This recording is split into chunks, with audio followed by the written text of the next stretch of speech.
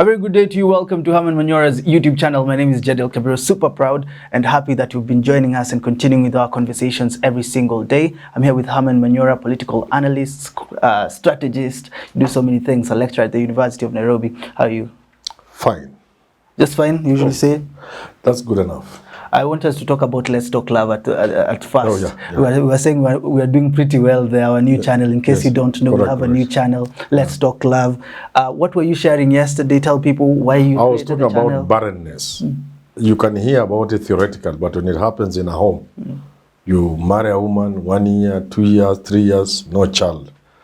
Life can become terrible. And you can see in the Bible, Sarah, Rachel, and the rest of those people.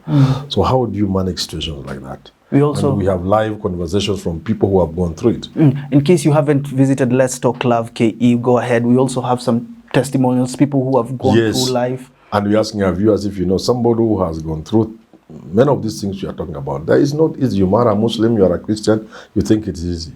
You find the going is rough. If you marry a rich girl, and you are a poor man from Kibra, you think it is easy. You think love is enough. Yeah. So how do we navigate against all these things? If you have a good story and you'd like to share, let's talk love ke@gmail.com. Write to us, we'll reach out to you, and we have these stories that can build people. Conversation for today, Prof. Let's get into politics now. Yes. People have told me in the comment section of Let's Talk Love, Manyora, abandon politics. This is where you belong. You have a human heart. You talk about really things. You can't live without politics. I can chew gum and walk at the same time. I can talk politics and talk about real life. I think my passion is there in real life because I understand the world fairly well. You've reminded me we were to do a podcast. Yeah. We need to do that podcast. We need to start we'll do the podcast. Let's talk about, we're trying to juxtapose Uhuru's government, where he left it, how he got it, and how President William Ruto, still calling him deputy, how President William Ruto needs to navigate now. First, talk to me about what is important now in the country. What does he need to focus on so that we can say he's starting well? What he must stop forthwith is the populism that was necessary for winning an election. We have entered another phase. So you don't need to be populist in anything you do. Yeah, just do your work. Stop being dramatic. Stop the drama. Stop being populist. Stop roadside pronouncement. Just do your work. If you see that, in terms of what he needs to do, the country is divided badly. Out of 10 people walking, only 3 supported Ruto. 7 did not. And you must unite the country. That's really important. It's not half-half. Maybe you're lying there. No. There was 7 for him, 7 for Ireland, 7 who didn't vote. Oh. So only 3 out of 10 is 3 point something. You need to unite the country, especially when the 7 who voted for Raila are not just significant in numbers, but they are hurting. They believe this election was stolen. They may not make noise, they may not go to the streets, but inside they are hurting. A nation cannot proceed in that manner. When you say he needs to stop the populist nature, are you saying that now some... And the lamentations. You see, they are lamenting. Oh, we inherited a bankrupt economy, No, you don't lament. You are in the saddle, the horse is yours, take it to the next stage. Let's see you do work. Don't complain about what's not there. There's this conversation online on his religion and his stance. Again, he must understand this country has many religions. It's not just Christianity. And even within Christianity, it's not mainstream Christianity. It's evangelical Christianity. He must be very careful. Some of these things can be misread by the population. They may be viewed as exclusionists.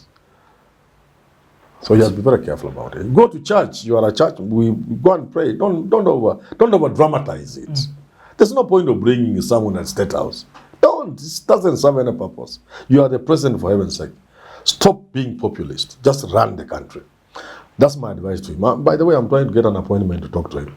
DP Ruto? Yeah. When I get, I'll tell him some of these things. I'll tell him, I said, when you win, I'm coming to shake your hand, to tell you you are a man. But after telling you that, I must tell you, run the country. Stop complaining. Stop being populist. Stop the drama. You've said lamentation. Yes. He needs to stop it. Don't you think he is at a place where they were not with Uhuru? Ruto inherited a good place in government. The infrastructure, yes, they did a good job, but the debt burden wasn't as it is now.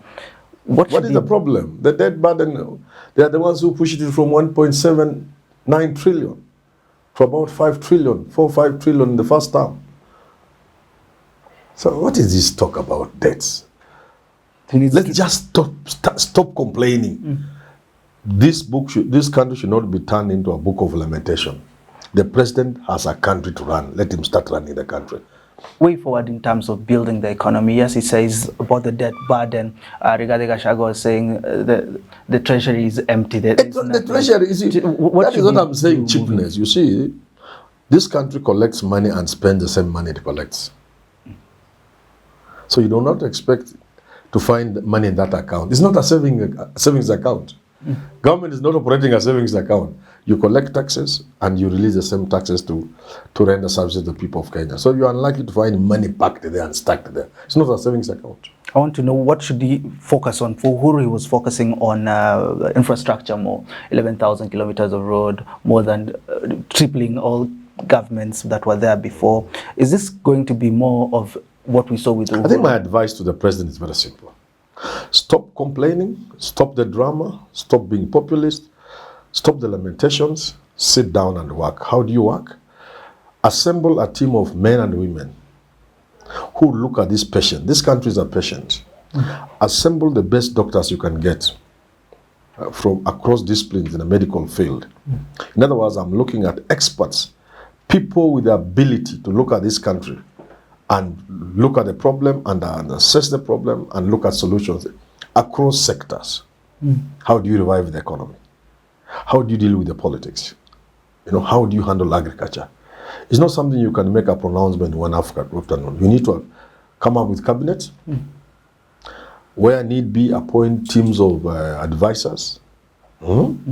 Where need be, you can even appoint inquiries into things, and within 3 months, you'll be able to understand where this country is and how it needs to move forward. There are talks that some politicians are actually going to resign. They're going to form part of the cabinet.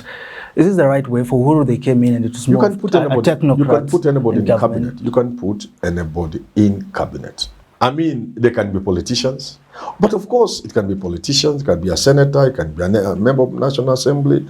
It can be an MCA. It can be anybody. It can be from Azimio. It can be from UDA and Kenya Kwanza. But he has already said anybody I mean. He has already said that. But the anybody does not mean anybody in the sense that you can. It cannot be business as usual. Allow me to repeat this. I've said this repeatedly. I said this in address to Raila and Ruto before the elections. If you think you can run this country business as usual, you are a joker.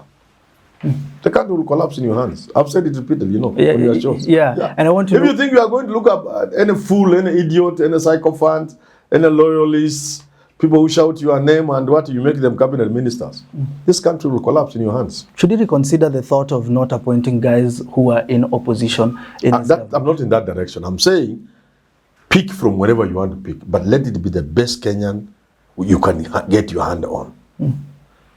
Don't be restricted and inhibited by where they are coming from in terms of Azimio. No, that if you go in that direction, you'll fail. It should not be about where people come from in political persuasions. It should be, that is the best Kenyan for agriculture.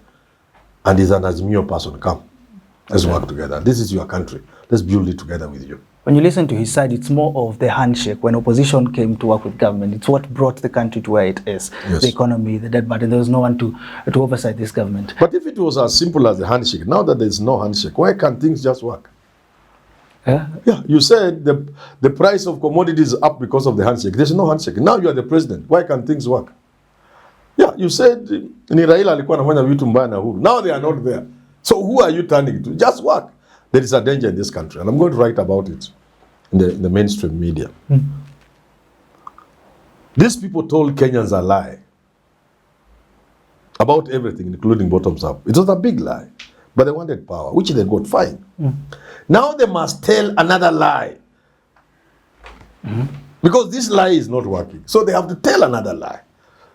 And in the process of telling, now they are telling lies about why things are not working. Because the lie they told cannot work. The next stage now is to apportion blame.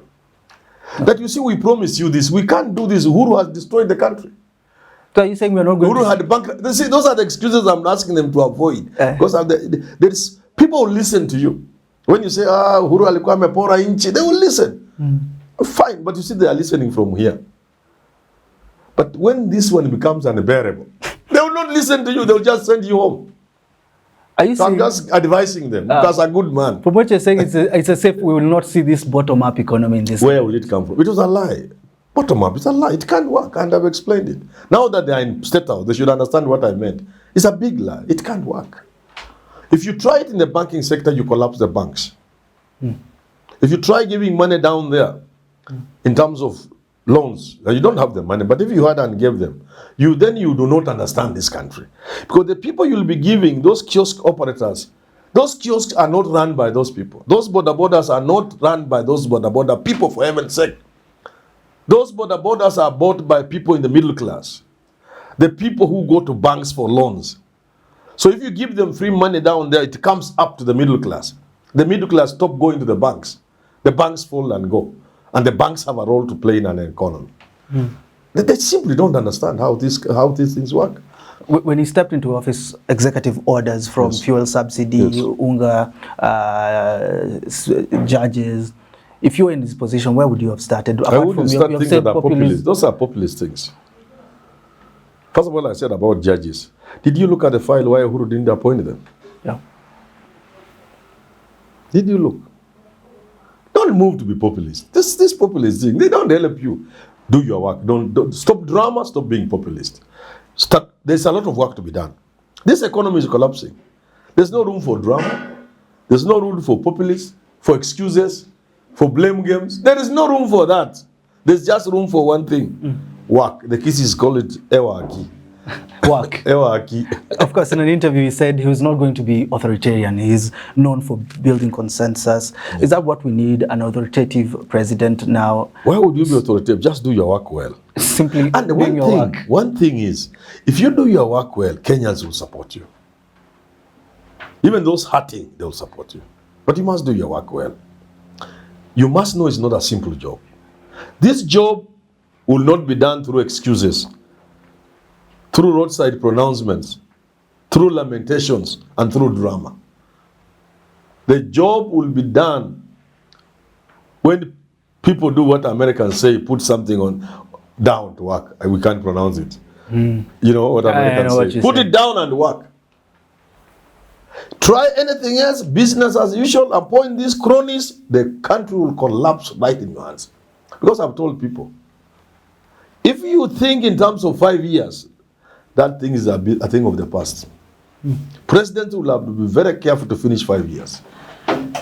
In these changing times, don't be the first to go home after 2 years or 3 years. You have to, in order for that to happen. You remember I used to say this even before the election. Yes. In order for this to happen, the beginning point is looking for the best people this country can offer and hire them, give them the assignments. I think it's on a Saturday video as you're winding up, you said he'll be the one doing most of the job. Yes. Will he be able to deal with the job in the country? You know what you can do. You can try because Ruto is very hardworking, he's intelligent, he's capable. You can see a minister is useless, you do his work. A lot of the people he might appoint will end up being very useless people. So he will end up doing the job himself. But you are a human being. You'll get tired. You get overworked. There's burnout. The office of the president is so demanding. You have to get there to know how demanding it is. I had a student of mine who used to work in State House, very senior there, during Moi's time. He told me, Manyora, Mwalim, this job cannot be done by a young person. Hii kazi nataka mtu hata aliwacha kujua hata mama ni nani. This is a serious job. So you cannot do state functions and still run ministries. You get it? And this is why in many democracies, they have sort of tried to separate matters of state and matters of government. Okay? Secondly, when you think you are going to attend to matters of government in terms of ministries, micromanaging and running them because you have appointed useless people, you think things will be held constant. You think they will be secure. Right now I'm from town. There were whistles blowing in town at the IBC. People are saying, why was, I think, Ruth Kurundu sacked, the deputy CEO? Yes. That's just Kionjo. When you think you are engrossed on your desk working on policies on agriculture, unasikia iko Firimbi town. Watu wamefunga maduka yote. Matatus are not going to town. Will you continue working on agriculture? You must now call the man in charge of intelligence. DG, what's going on? security minister, come on, Karak, what is happening? So you don't think the things will be held constant for you to be able to run ministries, because there are many things that will be happening. Does international engagement, some of them are abrupt. Yeah. You know, there will be calamities, there will be pandemics, there are all manner of things, and therefore you need to start by appointing the people who can work without you supervising what they are doing. So far, lastly, It's partly why Kibaki almost kind of succeeded. Lastly, I want to know, is Rigathi Gachagua the right man to be there with Deputy President with President as the Deputy President? Rigathi Gachagua is the so far, what have you seen? Rigathi is the Deputy President of the Republic of Kenya. Whether we say he's the right man or not is not important. He's the right man because he's already there. And he has to pull up, he has to work. Ewaki, as the Kisses will say, Rigathi Gachagua is the Deputy President. He has to be there, whether you like it or not. But the important thing, he has to work. My advice to him, again, stop talking like the president. Oh. Yes, don't stop saying to mepetoa order. Oh, mepetoa order na nani. This country only has one president who can issue orders. Okay. Second, which orders is this you are issuing without parliament, without cabinet? Stop. Constitute cabinet, President Ruto. Let the Gachagua know what he says.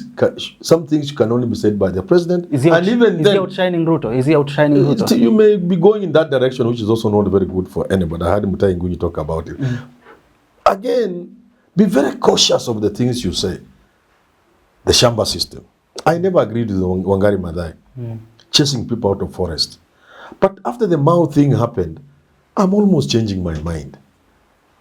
We're going to have a conversation on that with I think Richard. But until we do talk again, thank you so much for tuning in. This has been a political conversation which I do hope will build this country even as we are progressing post this year's elections. Until we do talk again, have yourself a lovely rest of your day.